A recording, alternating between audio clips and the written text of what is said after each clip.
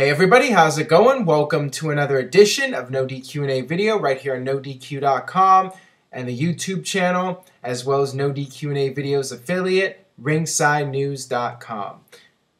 WWE Royal Rumble is fast approaching. Got your questions here from spring.me/Aaron Rift. So let's get started today with the first one via Nikki Sturzu.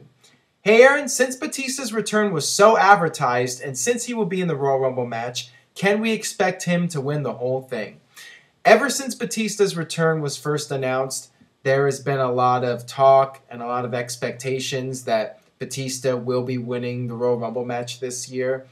And obviously WWE has big plans for Batista in 2014. And I think the fact that his return was originally supposed to be a surprise, I think that WWE has had the idea that he is going to win the Royal Rumble for some time. Obviously, since his return was announced in advance, it's not going to be as much of a surprise when he wins, and it's fairly predictable. But I think that unless you have some other top star in that match, Batista is clearly the odds-on favorite to win. So I'm expecting Batista to win, but you never know. I mean, WWE might go in a different direction at the last minute for WrestleMania, and things could change. But, I mean, who's going to eliminate Batista? It's only going to be a top-tier guy. So I think in all likelihood he wins, and yes, it's predictable. And if he had returned as a surprise, obviously it wouldn't have been as predictable. But I think WWE is going to go with whatever plan they go with. And, you know, last year John Cena won. It was predictable, and it still happened. So I think in all likelihood Batista does win. And that leads me to the next question here from HC Hound Harry 83000. Hey Aaron, what do you think of Brock Lesnar versus Batista for the WWE World Heavyweight Championship during WrestleMania 30? That is certainly a possibility, but the talk has been that Brock Lesnar would face Undertaker and Batista would face Randy Orton. Now, anything can happen. WWE still hasn't finalized the WrestleMania card yet, and they really have until the Royal Rumble. Once the Royal Rumble goes down, at that point, WWE needs to finalize what direction they're going in for WrestleMania. And anything can happen between now and the Royal Rumble. As far as Brock Lesnar versus Batista, will it happen at some point? I think that it's inevitable. I mean, it's common sense to have your two big monsters going at it at some point. The irresistible force meeting the immovable object. I think at some point we will get Brock Lesnar versus Batista. If not WrestleMania, that could very easily be the SummerSlam main event. So it's just a matter of time, I think, before we see that match. All right, this one comes from Punk Phenomenal 1. Hey Aaron, first time asker.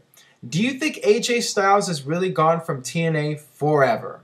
If so, will they ever find someone to replace him as the top guy? Keep up the good work. Greetings from Portugal. I don't think that AJ Styles will be gone forever. Forever is a very strong word. It would not surprise me at all to see AJ Styles back in TNA at some point. I think that cooler heads will prevail. I think eventually Dixie Carter or somebody in TNA is going to make him the right offer and say, you know what, we made a mistake. AJ Styles is our biggest star we've ever had that was homegrown. We should bring him back. And I just sense that at some point they will work things out and AJ will be back with them. I think AJ will be able to do fine on his own, doing the indies and going to Japan or whatnot. But, I think that TNA is just not the same without him. And I think that they will make the right decision and bring him back. I mean, he might be gone for the time being, but, like I said, forever is a strong word. And if I had to make a guess, I would say that, yes, he will be back with them at some point. All right, this one comes from Zyreal. Hey, Aaron, I just saw the latest Triple H interview, and after months of him burying, screwing, and calling him a B player, Triple H is suddenly putting Daniel Bryan's name alongside Punk, Cena, Batista, Lesnar, and Orton. What's your opinion regarding this? Well, I did not see this. I assume you're talking about the weekly interview he does with Michael Cole. And that right there would explain why he would say something like that, because doing an interview on WWE.com where you have, what, maybe 100,000 people watching. That's not the same thing as going out on national television in front of 4 million people and putting over Daniel Bryan as a top tier guy. They're two different things. So if Triple H said that, that's why he said it, because it was on the WWE.com interview and not on Monday Night Raw as part of a major storyline. This one comes from Chap574. Hey Aaron, do you think that Roman Reigns has good enough mic skills to be a main eventer? I think it's too early to tell, and WWE has kept him quiet for the most part. Dean Ambrose has done the majority of the talking. They just have Roman Reigns chime in every now and then. So we really don't know what his skill level is when it comes to talking. I think that he might get better over time, and the more practice, he'll improve. So, like I said, it is really too early to tell. I think it will be important for him to be good on the mic, but I don't think that it will be make or break for him if he's not that good of a talker. Batista was never all that great of a talker, and he did just fine. And Roman Reigns has the size and the look that's what's going for him right now. So it's not a huge deal if he's not a great talker. But if he does get really good, then he will definitely have a great opportunity at being perhaps the next John Cena. All right, this one comes from WWE fan Dark Arrow. Hey Aaron, do you think The Miz will ever be in the main event picture again? He went from beating John Cena at WrestleMania to a jobber. And when he was heel, he got major heat. I don't understand why WWE quit on him. Your thoughts?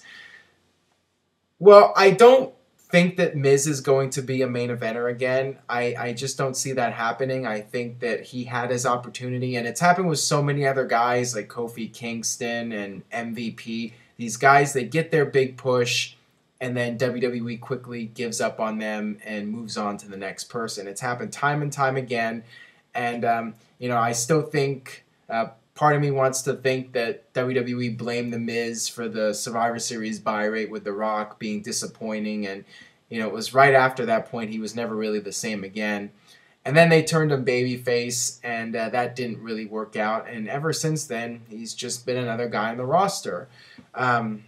So yeah, it kind of sucks for him that he went from being the WrestleMania headliner, and basically now he's just a random person on the roster. I don't know what else to say. I mean, maybe at some point they'll give him another opportunity, but I think they're moving on. I think that they're focusing on the Roman Reigns and the Dean Ambroses and the guys in FCW that they're training. Those are the guys that WWE is going to be pushing in the future. All right, this last question today comes from, I don't even know how to pronounce this one, Mahid McDad, I think. Hey Aaron, do you see WWE making the mistake of making John Cena and Randy Orton at WrestleMania? Please answer in videos. I don't see that match happening at WrestleMania. I think that WWE will not go that route unless they absolutely have to. I think the fact that they did that match at TLC, they're doing the rematch at the Royal Rumble, they're going to want to do at least somewhat fresh matches for WrestleMania. I would be willing to bet that we don't see that match at WrestleMania now. And thankfully, because I don't think a lot of people would want to see that match for the 932nd time. The only way that match, I think, would even be a possibility would be if there were catastrophic circumstances where Batista got hurt or Brock Lesnar got hurt or Undertaker couldn't do WrestleMania or a combination of that. It would take a lot where WWE really had no other option. But they got so many other matches they can do. If everybody's healthy, Undertaker, Brock Lesnar, Batista, you have different matches you can do for WrestleMania, and there's no need to do Orton and Cena again after you've done it so many times and you've just done it at TLC and the Royal Rumble. So I think you don't have to worry too much about that.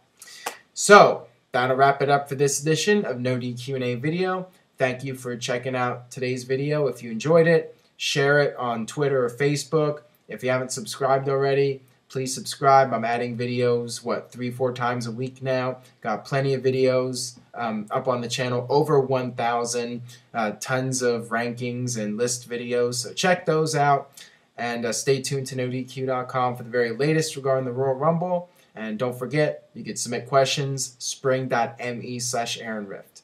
That being said, I'll see you guys next time for more NoDQ&A video.